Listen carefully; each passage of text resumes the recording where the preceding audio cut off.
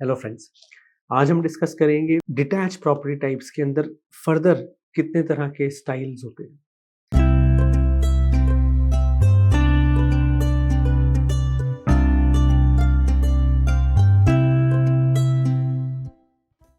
पिछले एपिसोड में हमने डिस्कस किया कि कितने तरह के प्रॉपर्टी टाइप्स होते हैं जीटीए रियल एस्टेट मार्केट में और उनकी क्या-क्या आरओआई के प्रोस्पेक्ट्स होते हैं, किसमें हमारे को ज़्यादा ग्रोथ के पोटेंशियल होते हैं।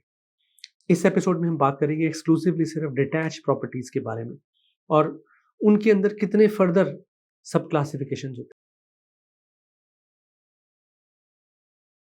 पहले हम बात करते हैं कि आज से 65, 70, 80 साल पहले जो प्रॉपर्टीज बनती थी डिटैच्ड, वो सिर्फ बंगलो स्टाइल प्रॉपर्टीज बनती थी।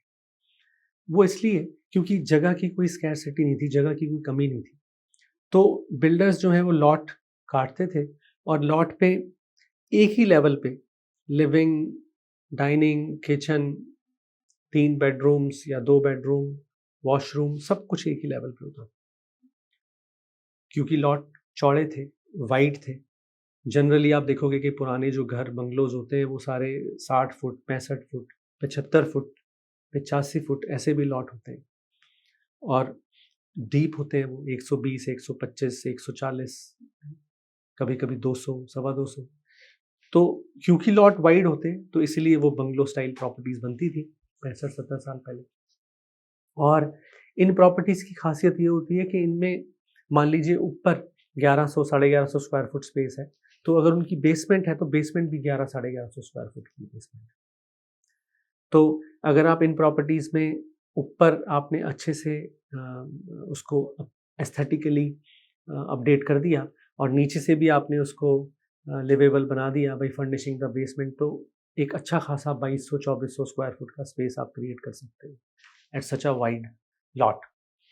और उसके ऊपर जो बैकयार्ड होता है वो भी स्टैंड आउट करता है क्योंकि वो एकदम वाइड होता है। मान लीजिए 60 बाई 125 का लॉट है तो पीछे बैकयार्ड 60 फुट का वाइड बैकयार्ड है। तो ये इनकी अपील होती है इन बंगलो स्टाइल प्रॉपर्टीज़ की। और कई बार आप देखोगे कि बंगलो डिटैच्ड है बट उसके अंदर बेसमेंट नहीं है, सिर्फ क्रॉल बेसमेंट है। ऐसा भी आप देखोगे, बहुत रेयर होता है बट ये भी होता था। But mostly in my experience I would say 95% you will C always कि बंगलो है और उसके अंदर बेसमेंट भी है। कई बार बेसमेंट में हेड स्पेस जो है थोड़ा ज़्यादा नहीं है, वो 5.5 फुट का या 6 फुट का है, तो आपको ध्यान रखना चाहिए when you purchase. You should ensure कि एटलीस्ट 6.5 पौने 7 फुट की क्लियरेंस तो हो बेसमेंट में एटलीस्ट। फिर आज से समझिए कि 60 साल पहले बंगलोज बनाने बिल्डर ने बंद कर दिए and they started building something called split detached. Splits ऐसे होते हैं कि within split there are further 3 types, जैसे बैक स्प्लिट और साइड स्प्लिट। और फिर back split 3 level, back split 4 level, back split 5 level. ऐसे ही साइड स्प्लिट भी, साइड स्प्लिट 3 लेवल, 4 लेवल और 5 लेवल। तो जो बैक स्प्लिट है 3 लेवल, पहले सबसे पहले हम बात करते हैं बैक स्प्लिट 3 लेवल की, तो उससे आपको बहुत क्लियर हो जाएगा। बैक स्प्लिट 3 लेवल का कॉन्सेप्ट ये है कि आपने अंदर एंटर किया प्रॉपर्टी, वहाँ पर लिविंग रूम है, किचन है, डाइनिंग है, ब्रेकफास्ट है और 5 या 6 फ्लाइट ऑफ स्टेयर्स हैं। When you go up you see 3 bedrooms and a full bath. You come back down to the living level और फिर वहाँ से आप देखोगे फिर 4-5 फ्लाइट ऑफ स्टेयर्स हैं नीचे पीछे की तरफ। वहाँ पे आप जाते हो तो वहाँ पे आप देखोगे बेसमेंट है। So that basement is really speaking उस पार्ट के नीचे है जहाँ पे ऊपर 3 बेडरूम और वॉशरूम थे। तो कहने का मतलब बैक स्प्लिट 3 लेवल प्रॉपर्टी को अगर आप स्ट्रीट से देखोगे, तो स्ट्रीट से आप देखोगे आपको लगेगा बंगलो है ये, कि सारा फ्लैट है। बट इसी प्रॉपर्टी को अगर आप पीछे बैकयार्ड में खड़े होकर देखोगे, तो आपको लगेगा ये 2 स्टोरी प्रॉपर्टी है। So that's how practically a back split 3 level property you can identify. अब इसमें जो नोट करने वाली बात है वो ये है कि इसके आगे के हिस्से में जहाँ पर लिविंग, डाइनिंग और किचन मैंने बताया, जब आप घुसते हो उसके नीचे यूजेबल बेसमेंट नहीं होती, उसके नीचे there is something called crawl basement. Crawl basement यानी कि उसके अंदर 1.5 या 2 फुट का हेड स्पेस है बस, तो उसको एट बेस्ट आप कोई सामान स्टोर करने के लिए कोई डॉली यूज़ करके स्टोर करने के लिए सामान यूज़ कर सकते हो, बट उसका कोई फंक्शनली यूज़ नहीं कर सकते। तो बैक स्प्लिट 3 लेवल प्रॉपर्टी की डेफिशिएंसी ये होती है कि उसमें स्पेस यानी बेसमेंट सिर्फ आधी प्रॉपर्टी के नीचे है। आगे वाली आधी प्रॉपर्टी जो लिविंग लेवल था उस पे नीचे बेसमेंट नहीं है। लेकिन बिल्डर ऑन पेपर ज़्यादा स्क्वायर फुटेज दिखा सकता है on a smaller lot, and that's the reason back split properties यानी स्प्लिट प्रॉपर्टीज बननी खूब चालू हुई बंगलोज के बाद। ऐसे एवोल्यूशन हुआ प्रॉपर्टी टाइप्स का। फिर बैक स्प्लिट 4 लेवल की अब बात करते हैं। बैक स्प्लिट 4 लेवल में क्या है कि घुसे लिविंग, किचन, डाइनिंग सब कुछ एक लेवल पे, 4-5 फ्लाइट ऑफ स्टेयर्स, ऊपर 3 बेडरूम और वॉशरूम। वापस नीचे आए लिविंग लेवल पे, फिर नीचे 3-4 फ्लाइट स्टेयर्स पीछे, तो वहाँ बेसमेंट। जब बेसमेंट में अब हम खड़े हुए हैं तो वहाँ से फिर दोबारा 4-5 flight of stairs, and then we have now gone below the front level जहाँ पे लिविंग और किचन था। तो कहने का मतलब कि जहाँ पे लिविंग और किचन था उसके नीचे भी एक यूजेबल बेसमेंट है। उसके नीचे क्रॉल बेसमेंट नहीं है थ्री लेवल की तरह, उसके नीचे भी एक यूजेबल बेसमेंट है। तो रियली स्पीकिंग घर 4 लेवल पे है। पहला लिविंग, किचन, डाइनिंग, दूसरा 3 बेडरूम, बाथ, तीसरा पीछे बेसमेंट, चौथा आगे वाले लेवल के नीचे बेसमेंट का हिस्सा। So this is called back split 4 level property. Definitely better than back split 3 level property, because यहाँ पर आपको एक नीचे बिलो ग्रेड बेसमेंट भी आगे लिविंग लेवल के नीचे है जो फंक्शनल है, जो आप यूज़ कर सकते हो। इसके बाद आता है बैक स्प्लिट 5 लेवल, तो उसके अंदर बिल्कुल सेम जैसे 4 लेवल में हमने डिस्कस किया, just that you add one more level down, then it becomes a 5 level property. अब ठीक इसी को अगर समझे तो इसके साथ साथ आते हैं साइड स्प्लिट 3 लेवल, 4 लेवल और 5 लेवल। तो साइड स्प्लिट में क्या है कि सब कुछ सेम बैक स्प्लिट्स की तरह, फर्क सिर्फ इतना है कि बैक स्प्लिट में घुस के हम अंदर से फिर ऊपर गए, पीछे की तरफ हमने देखा ऊपर बेडरूम्स लेवल है, नीचे बेसमेंट है।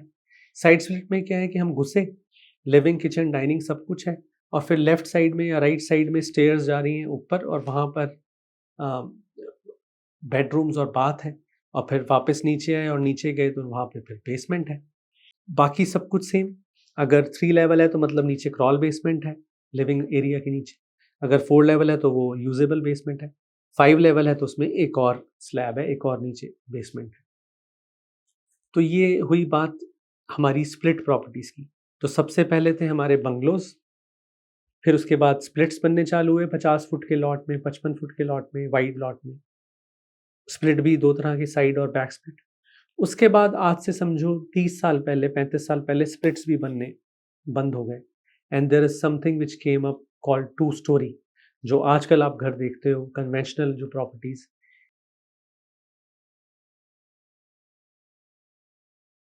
2 स्टोरी घर बनने चालू हो गए। उसमें builder was able to give even more square footage to the consumer in a more narrower lot. तो लॉट जो है वो नैरो है, बट उसके अंदर स्क्वायर फुटेज जो है हम ज़्यादा कंज्यूमर को दे पा रहे हैं। तो मान लीजिए एक 2 स्टोरी प्रॉपर्टी है जिसमें 2300 square foot above grade space है। तो इसके अंदर हम ऊपर 1200 स्क्वायर फुट है और नीचे 1100 स्क्वायर फुट है। So the square footage is divided into 2 parts, main floor and above upper floor. तो कंज्यूमर को स्क्वायर फुटेज ज़्यादा मिल गया, but lot builder was able to build the same square footage in 40 foot lot और 35 foot lot और 45 foot lot. That's where the benefit of 2 storey came.